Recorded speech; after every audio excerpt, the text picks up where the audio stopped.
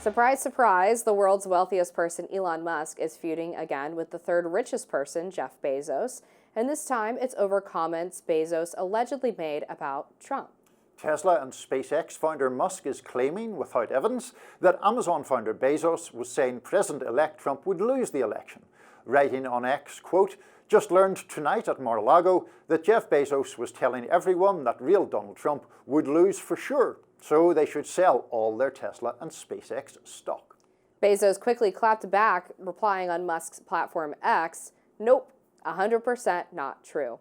Musk did not disclose who told him about the supposed comments, but quickly retreated on the self-waged battle, responding, "Well then, I stand corrected," with a laughing emoji at the end. Bezos and Musk have a long and storied history of feuding with each other, most notably over the Forbes billionaire list in 2021. But there's a bigger rift between them, and that concerns their rival space race companies, Blue Origin and, of course, SpaceX. So, is Musk trying to keep Jeff Bezos away from the upcoming Trump administration? It sure seems that way. Right? I would be kind of surprised if Jeff Bezos was running around telling people that he didn't believe Trump was going to win, considering the fact that he had the Washington Post forgo an endorsement of Kamala Harris. He was saying some pretty measured things about Donald Trump in the lead up to the election, which you wouldn't expect considering those two had kind of their own feud during the first administration, with Trump often tweeting about the Bezos Washington Post and how much he hated the paper and how terrible of a job Jeff Bezos was doing running it. So I got the sense ahead of the election, and I think we actually talked about this in several segments, that he was actually hedging his bets in the event that Trump was going to win. Yeah, no, it very much seemed that way. I mean, certainly in relation to the Washington Post, if he had wanted to just cease giving endorsements, the time to announce that was a long time before the election, ideally before even the Republican nominee had been formally anointed. By leaving it as late as he did, he made it seem very much that he was trying to, if not curry favor with Trump, at least avoid alienating him in the event of a win. I guess the bigger point here, Amber, which you kind of alluded to, is the fact that both of these guys have enormous business interests at stake through contracts that come through the federal government. And you mentioned about how during the first Trump administration there was the aggro, the back and forth between Trump and Bezos, particularly on Trump's social media accounts. But then there was the other issue where there was a massive contract, I believe worth many billions, about cloud computing, and Amazon and Microsoft ended up being the two, as it were, final contenders, and it went to Microsoft, and there was some suggestion of, like, was that payback for the Washington Post and Bezos and being the common owner, of course, with Amazon and the Washington Post. So, where my sort of worries are beyond what is the amusing jabbing between Musk and Bezos is the kind of clientelism of it, or the vested business interests that are at stake here. Yeah, I think that's fair. And obviously Elon Musk is trying to prevent Bezos to an extent of cozying up to Trump after their previous acrimonious relationship, whereas Bezos is trying to, especially through the Washington Post, send the signal that he's open for business. In addition to preventing the Washington Post from issuing an endorsement, he's also been talking about how they need to hire more conservatives to the editorial team or to the opinion pages, and how their coverage. It's your big chance, Amber. What do you think?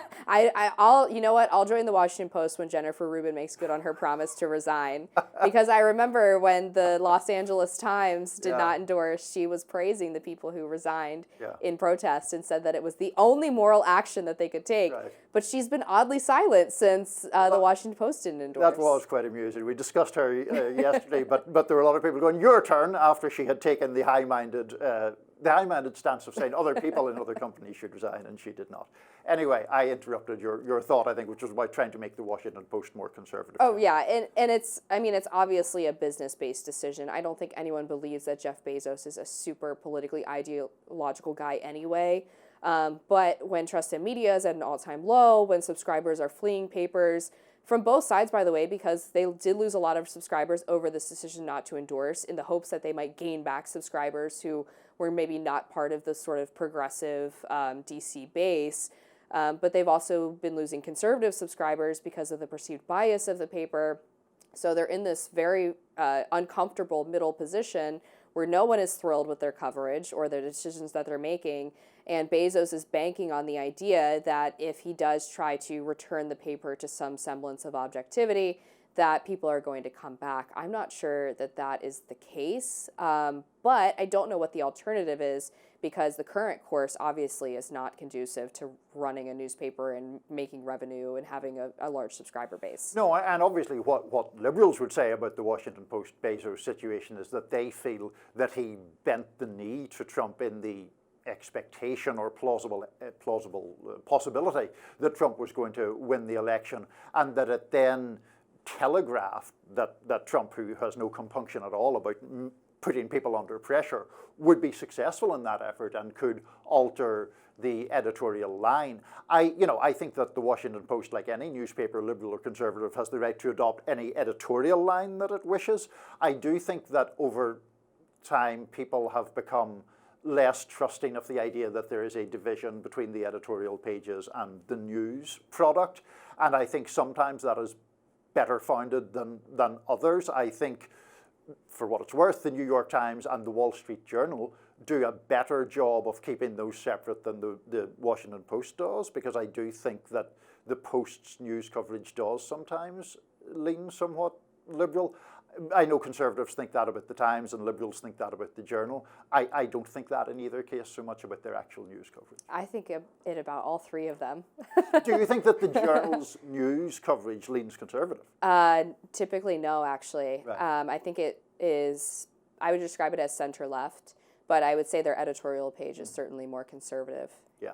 I would say that would be putting it quite mildly and diplomatically. I mean, of course, it depends where you stand on the political spectrum. Anyway, we'll get sidetracked in talking about the Wall Street Journal's news coverage. I'm sure the feud between Mr. Musk and Mr. Bezos will go on. Oh, sure. But we'll see how they are received. Musk certainly in pole position when it comes to cozying up. Yeah, no kidding. I'm sure we're going to continue to cover what's going on with Doge as well. But of course, we have a lot more to cover today on Rising. We're going to take a quick break. Be right back.